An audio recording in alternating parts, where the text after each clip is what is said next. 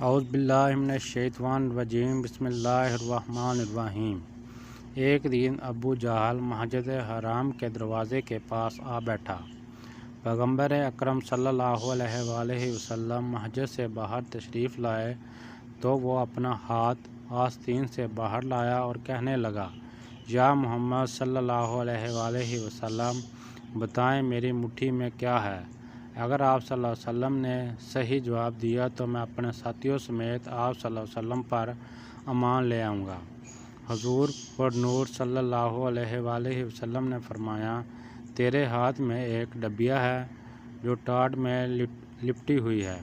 اس ڈبیا کے اندر 3 موتی ہے، ان میں سے ایک سوراخ شدہ، دوسرا آدھا سوراخ شدہ اور تیسرا بغیر سوراخ کے ہے۔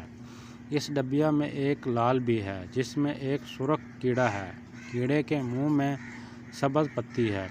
ابو جہل کہنے لگا، یہ سب تو ٹھیک ہے لیکن سرخ کیڑا اور سبز پتی کا کیسے علم ہوا؟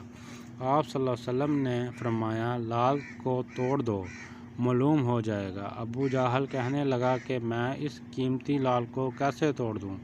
ایک صحابی کہنے لگا، اپنے لال کی قیمت لگا کر اسے توڑ دو۔ اگر رسول اللہ صلی اللہ علیہ وآلہ وسلم کی بات معاذاللہ درست نہ ہوئی تو قیمت بھی ادا کروں گا، اور ابو جہل اس بات پر راضی ہو گیا۔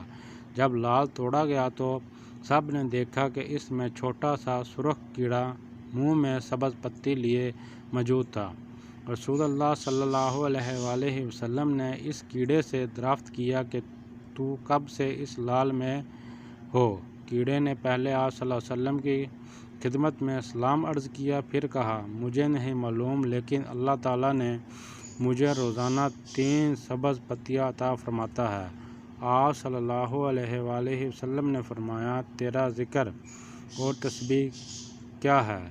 کیڑا کہنے لگا کہ خدا نے مجھے روزانہ 10 مرتبہ آپ صلی اللہ علیہ وآلہ وسلم پر درود پڑھنے کا حکم دیا ہے، جس کی بابرکت سے وہ مجھے رزق دیتا ہے۔